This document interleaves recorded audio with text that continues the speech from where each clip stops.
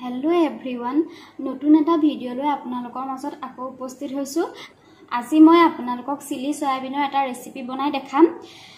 আপোনালোকে অতি কম সময়ত আৰু সহজতে এই ৰেচিপিটো বনাব পাৰিব।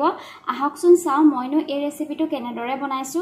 চিলি সয়াবিন বনাবলৈ আমাক লাগিব সয়াবিন। এইখিনি মই কুহুমীয়া গৰম পানীত 15 মিনিট মান তিয়াই থৈছিলো। তিয়াই ভালদৰে পানীটো টুকি লৈছো।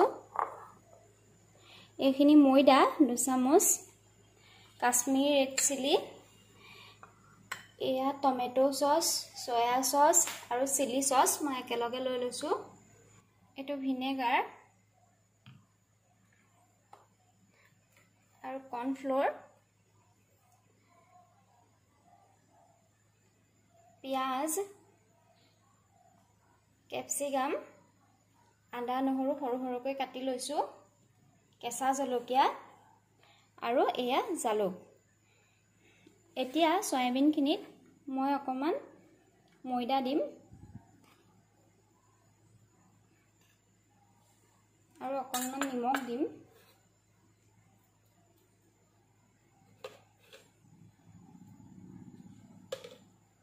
অকমান কাশ্মীৰ ৰেড চিলি দিম।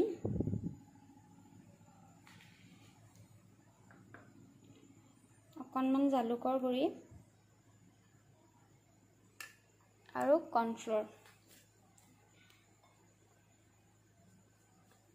এইখিনি দি ভালদৰে সানি লম। এইখিনি মই ভালদৰে মিলাই ললো সয়াবিনখিনিৰ লগত মিলি যোৱালৈকে। আৰু এতিয়া এইখিনি মই 5 মিনিট মানৰ কাৰণে ৰাখি থম। কেৰাহীত মই তেল দিছো। মই ৰিফাইন তেল লৈছো সয়াবিনখিনি ফ্ৰাই কৰিবৰ কাৰণে। এইখিনি গৰম হ'বলৈ দিম। তেলটো গৰম হোৱাত ইয়াত মই এতিয়া অলপ অলপকৈ সয়াবিন ফ্ৰাই কৰি লম।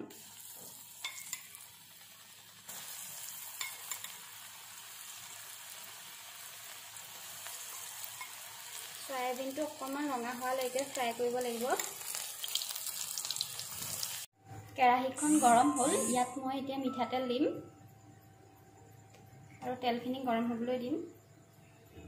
তেলখিনি গৰম হোৱাত ইয়াত মই কুটি ৰখা আদা নহৰুখিনি দিম।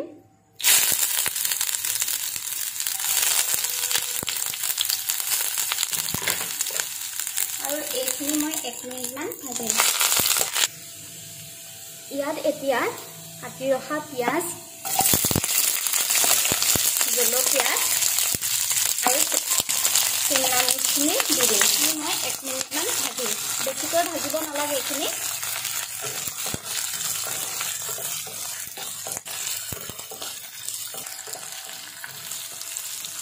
এইখিনি ভাজি হৈ গ'ল।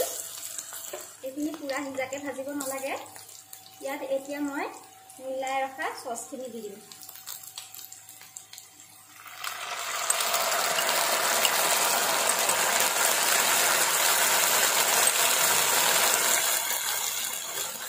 আৰু লগতে ভিনেগাৰ দিম।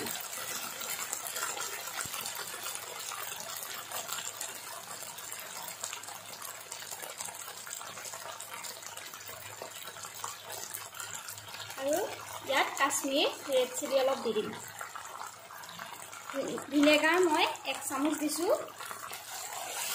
এইখিনি এতিয়া পিয়াজ আৰু কেপসিকামৰ লগত মিলাই দিম।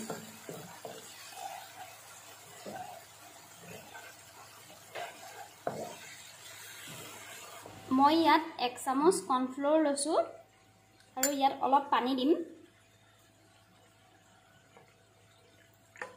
আৰু এইখিনি মিলাই লম। মিলাই লোৱা কৰ্নফ্লোৰখিনি মই ইয়াত এতিয়া ঢালি দিম। আৰু এইখিনি ভালদৰে লৰাই দিম।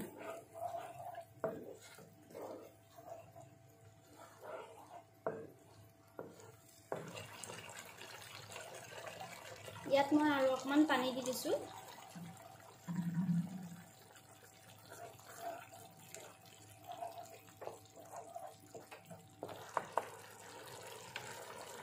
ইয়াত এতিয়া মই ভাজি ৰখা সয়াবিনখিনি দি দিম আৰু এইখিনিৰ লগত মিলাই দিম।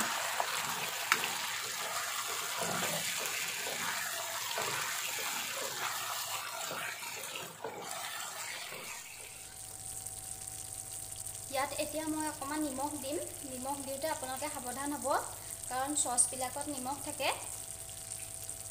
অকণমান কমাই দিব নিমখটো দিওঁতে।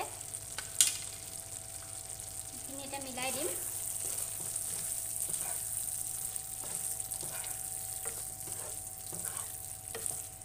আৰু গেছটো অফ কৰি দিম। এইখিনি হৈ গ'ল।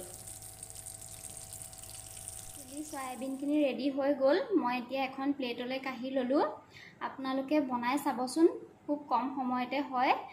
আজি ভিডিঅ'টো যদি ভাল লাগিলে তেন্তে ভিডিঅ'টো লাইক আৰু শ্বেয়াৰ কৰিব, আৰু মোৰ চেনেলটো ছাবস্ক্ৰাইব কৰিব, আৰু কাষতে থকা বেল আইকনটো দবাই দিব। আজি ভিডিঅ'টো ইমানতে সামৰিছোঁ। নতুন এটা ভিডিঅ'লৈ আপোনালোকক পুনৰ লগ পাম। নমস্কাৰ।